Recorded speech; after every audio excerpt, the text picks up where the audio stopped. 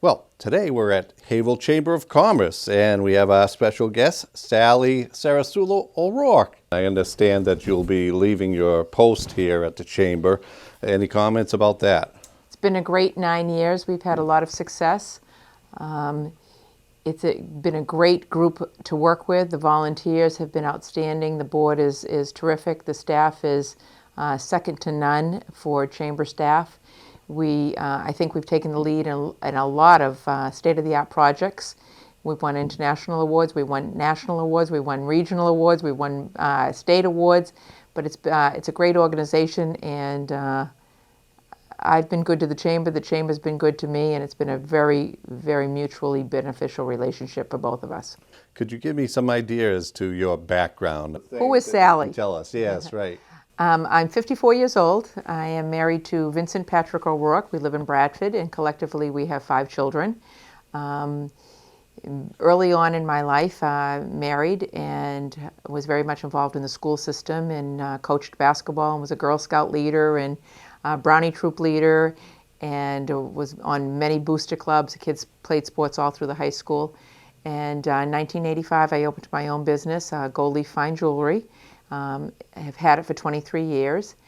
Got involved in the Chamber, did a good job throughout the ranks, and chaired the expo for many years. And was involved in a lot of the small business committee, was involved in a lot of the committees, did a good job, came up through the ranks as you would at the Chamber, became chairman of the board. In 1998, co-chaired the Great Race with my good friend Tom Minicello, and brought a national car race to the community. And at the time, Don Rule, the past president, great guy, retired after 16 or 17 years here at the Chamber, and was offered the position. And in August of '98, kind of jumped the fence from chairman of the board to president and CEO, and I've been at the Chamber now for 9 years. What's your picture of Haverhill? How would you paint it? I see Haverhill as a diamond in the rough. Needs to be polished, needs to be cleaned, needs to be faceted with all the great things that we bring to the community, to be all that we can be. Why did you decide to run for mayor of Haverhill? Well, I never saw myself in politics, so it wasn't something that I had dreamt of as a little girl, saying I can't wait till I grow up and become 54 years old and become the first female mayor of the community. But over the last 9 years, we've worked on community visioning, we've worked on bigger Vision 2020, we've worked on plans here at the Chamber that really look long-term into the future. And I think with the challenges that we face, both financially and in a growing community, I don't think we have a big plan. I don't think we have a big picture plan. I don't think we have a future plan. I don't think we have a plan for capital improvements for our buildings. I don't think we have a plan to improve education, which has to be the #1 priority in this community. I don't think we have a plan for public safety. I don't think we have a plan for the overall growth of the community.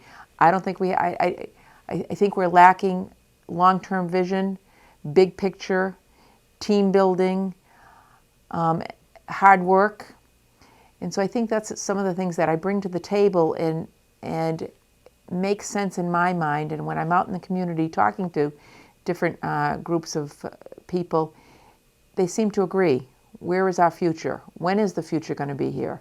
I gather you'll be working a lot with not only the citizenry, but also the politicians and businesses. I think you absolutely, the analogy that I've come up with, and it makes sense to the people that I talk to, is if you look at the Patriots, or you look at the Red Sox, or you look at the girls basketball team that had such success in Haverhill, everybody had their role to play.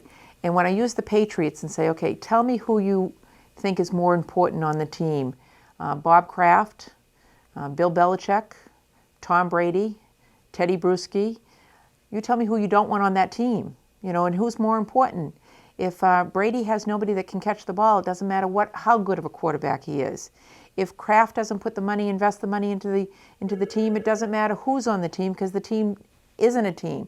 If you don't have a great coach, it doesn't matter how good of players you have, you don't have a good coach.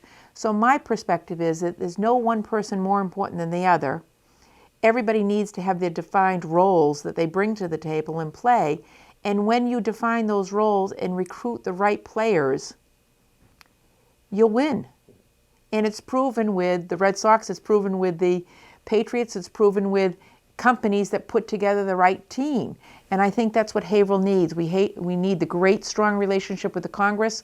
We need the great, strong relationship with the United States Senators. We need a strong relationship with the state senators, Steve Bedore. We need a strong relationship with Brian Dempsey and Harriet Stanley and Barbara L'Italian.